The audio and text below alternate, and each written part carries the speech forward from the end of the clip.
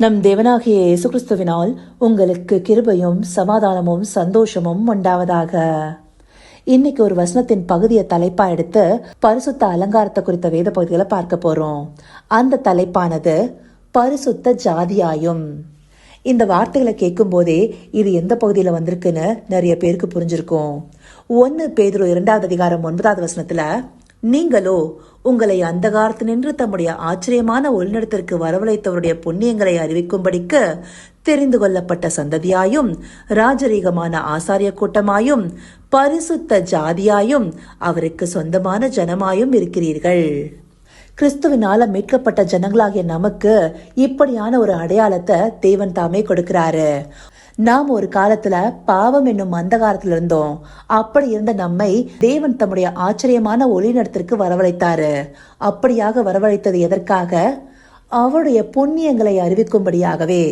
நாம செஞ்ச எந்த ஒரு புண்ணியத்தினாலையும் நாம தேவனால தெரிந்து கொள்ளப்படல. அவர் தாமே தம்முடைய மிகுந்த கிருபையின்படி நம்மை தெரிந்து கொண்டிருக்கிறாரு. அவருடைய வார்த்தைகளை நமக்கு அனுப்பினாரு. அப்படியாக அவருடைய திருவசனமாகிய வார்த்தையை விசுவாசிச்சு அவரால் மீட்டுக் கொள்ளப்பட்ட தெரிந்து கொள்ளப்பட்ட சந்ததியாக ராஜரீகமான ஆசாரிய கூட்டமாக பரிசுத்த ஜாதியாக அவருக்கு சொந்தமான ஜனமாக மாறியிருக்கிறோம். இந்தப்படியான மேன்மை இதுவரைக்கும் கிறிஸ்துவினால மீட்கப்பட்ட நமக்கு மட்டும்தான் கொடுக்கப்பட்டிருக்கா? இல்ல, இதற்கு முன்னதாகவே பூர்வ நாட்கள்லயே ஆண்டவர் தாம் தெரிந்து கொண்ட இஸ்ரவேலர்களை இந்தப்படியாகவே அழைத்திருக்கிறாரு. யாத்ராகமம் 19வது அதிகாரத்துடைய துவக்க பகுதியில மோசே கிட்ட தேவனாகிய கர்த்தர் சொன்ன வார்த்தைகளை பார்த்தோம்னா, நான் கொடுக்கிற உடன்படிக்கைய காத்து நடந்தா இந்த பூமியில இருக்கிற சகல ஜனங்கள்லயும் நீங்களே எனக்கு சொந்த சம்பத்தாக, அதாவது அவருடைய சொந்த ஜனமாக இருப்பாங்கிறத சொல்லியிருக்கிறாரு. இன்னும் குறிப்பா 6வது வசனத்தை எடுத்துட்டோம்னா, நீங்கள் எனக்கு ஆசாரிய ராஜ்யமும் பரிசுத்த ஜாதியுமாய் இருப்பீர்கள் என்று நீ இஸ்ரவேல் புத்திரரோடே சொல்ல வேண்டிய வார்த்தைகள் என்றார்.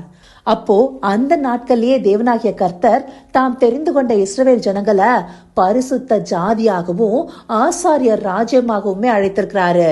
இங்க ஆசாரியர் ராஜ்யம்னு சொல்லப்படும் போது லேவியர்களுக்கு மாத்திரம் குறிப்பிடப்படல, பொதுவாக இஸ்ரவேல் ஜனமனத்திற்குமே குறிப்பிட்டிருக்காரு. இப்படியாக அவர்களும் பரிசுத்த ஜாதியாகவும் ஆசாரியர் ராஜ்யமாகவும் தேவனுடைய சொந்த சம்பத்தாகவும் தெரிந்து கொள்ளப்பட்டிருக்காங்க. இப்படியான மேன்மையை அவங்களுக்கு கொடுத்தத அவங்க வேல்யூ பண்ணாங்களா? அந்த அருமையை உணர்ந்து கொண்டாங்களா? அப்படி இருந்திருந்தாங்கன்னா தேவனை விட்டு வழிவிலகி போயிருக்க மாட்டாங்க. மோசேக்கு பிற்பாடு யோசுவா, அவருக்கு பிற்பாடு நியாயாதிபதிகள், எத்தனை பேர் வந்தாலும் இந்த ஜனங்கள் வணங்கா கழுத்துள்ள தேவனை விட்டு வழி விலகி போகிற சந்ததியாகவே காணப்பட்டாங்க. இப்படியா இருந்த போது தேவன் அவங்களை குறித்து மிகவும் பாரப்பட்டாரு. அதனால தன்னுடைய தீர்க்கதரிசிகள் மூலமாக எச்சரிப்பின் வார்த்தைகளையும் அனுப்பினாரு. பரிசுத்த ஜாதியா இருக்க அழைக்கப்பட்ட அவங்க எப்படியாக மாறி இருக்கிறாங்கன்னு சொல்லிட்டு ஏசாயா 1 அதிகாரம் 4வது வசனத்துல, ஐயோ, பாவமுள்ள ஜாதியும் அக்கிரமத்தால் பாரம் சுமந்த ஜனமும் பொல்லாதவர்களின் சந்ததியும் கேடு உண்டாக்கிற புத்திரருமாய் இருக்கிறார்கள். இப்படி பாவத்தில் இருந்த ஜனங்களை தேவன் தெரிந்து கொண்டு உடன்படிக்கையை கொடுத்து பரிசுத்த ஜாதியா அழைத்தது பாவமுள்ள ஜாதியா மாறுவதற்கா? இங்க எந்தப்படியான வார்த்தைகளை தேவன் சொல்றாரு? பாவமுள்ள ஜாதி, அக்கிரமத்தால பாரஜுமந்த ஜனம், பொல்லாதவர்களின் சந்ததி, கேடுண்டாக்கிற புத்திரர்கள், இப்படியான அடையாளத்திற்கு சோரம் போனவர்களாக அன்றைக்கு இருந்த இஸ்ரவேலர்கள் மாறி போயிருக்காங்க.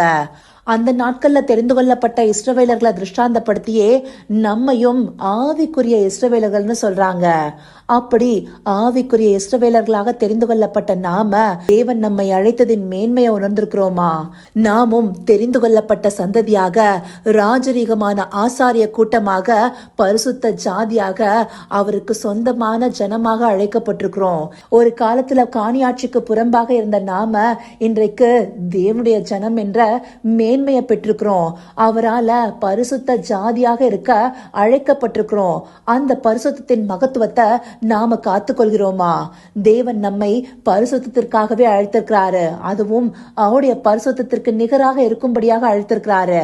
இந்தபடியாக அழைக்கப்பட்ட அழைப்பை அன்றைக்கு இருந்த இஸ்ரவேலர்கள் அசட்டை பண்ணது போல நாமும் செய்யலாமா? தேவன் ஒவ்வொரு முறையும் பாவ மனுஷர்களை தங்களுக்கு சொந்த ஜனமாக தெரிந்து கொண்டு அவர்களுக்கு மத்தியில வாசம் செய்ய வராரு. அப்படி இருக்கிற அன்பான தேவனை மனுஷ பிறவியாகிய நாம என்ன செய்யறோம்? நம்மை குறித்த பாரம் அடையவே பண்றோம் இல்லையா? அன்றைக்கு இஸ்ரவேலர்களுக்கு இருந்த மேன்மையை காட்டிலும் இன்றைக்கு தேவன் நமக்காக பரிசுத்த ஆவியானவரை தந்தர்லி நம்மையே ஆலயமா மாற்றிருக்கிறாரு.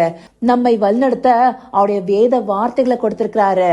ஆவியானவர் துணை கொண்டு இந்த வேத வார்த்தைகளை பற்றி கொண்டு நாம நடக்கணுங்கிறதுக்காக இந்த வார்த்தைகளையும் நமக்கு அனுதினமும் அனுப்புறாரு. இப்படியெல்லாம் செய்வது எதற்காக?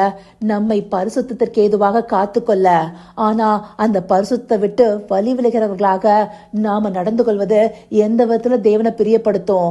அப்படி இருந்தும் தேவன் நமக்காக பொறுமையா இருக்கிறாரு. அன்றைக்கு இருந்த இஸ்ரவேல் ஜனங்கள் பரிசுத்தமுள்ள ஜாதியிலிருந்து பாவமுள்ள ஜாதின்னு பேர் வாங்கிட்டாங்க. ஆனா ஆவிக்குரிய இஸ்ரவேலர்களாக இருக்கிற நாம தேவனுக்கு உகந்த பரிசுத்த வாழ்க்கைய வாழணும் இல்லையா? அப்படியாக நாம வாழணுங்கிறதே தேவனுடைய விருப்பமா இருக்கு. கிறிஸ்து தெரிந்து கொண்ட 12 அப்போஸ்தலர்கள்ல ஒருத்தன் பிசாசா மாறி பாவத்துக்கு விழுந்து போன போது அவனுடைய நிலை என்னவா இருந்தது? அந்தபடியான அவல நிலை நம்ம யாருக்குமே வரக்கூடாதுங்கிறதுக்காக தேவன் இந்த வார்த்தைகளை நமக்கு அனுப்பியிருக்கிறாரு. இதை உணர்வுள்ள இருதயத்தோடு பார்த்து தேவனுக்கு உகந்த பரிசுத்த ஜாதியாக அவருடைய உடன்படிக்கையை காத்து நடக்கிற சொந்த ஜனமாக இருக்க அவரை நோக்கி பார்ப்போமா? கர்த்தாவே, தேவாதி தேவனே, உமக்கே இந்த வேலையில நன்றி செலுத்துகிறோம் ராஜா. அப்பா, புதிய உடன்படிக்கையை செய்த ஆவிக்குரிய இஸ்ரவேலர்களாக எங்களை தேர்ந்தெடுத்த பரிசுத்த ஜாதியாக, உமக்கு சொந்த ஜனமாக, ராஜரீக ஆசாரிய கூட்டமாக தெரிந்து கொண்டிருக்கீங்க தகப்பனே. இப்படிப்பட்ட மேன்மையை நாங்க உணராம அன்றைக்கு இஸ்ரவேலர்கள் வழி விலகி போனது போல நாங்களும் மாறக்கூடாது தகப்பனே. ஆம் ராஜா, நீர் விரும்புகிற பரிசுத்தத்துல நிலைநிற்கவும் உமக்கு பிரியமானதை செய்யும் பரிசுத்த ஜாதியுமா இருக்க தேவரீர் எங்களை நடத்தியர்லுங்க. அப்படியே நீங்க நடத்த போகிற கிருபைக்காய் நன்றி. சகலவித துதி மகிமை கனம் யாவும் ஒருவருக்கே செலுத்துகிறோம். இயேசு கிறிஸ்துவின் மூலமாய் வேண்டிக் கொள்கிறேன் பிதாவே. ஆமேன், ஆமேன்.